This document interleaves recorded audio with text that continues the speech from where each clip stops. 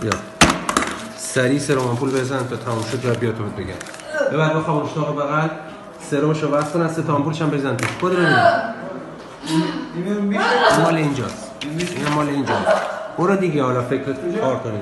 اتاق بغل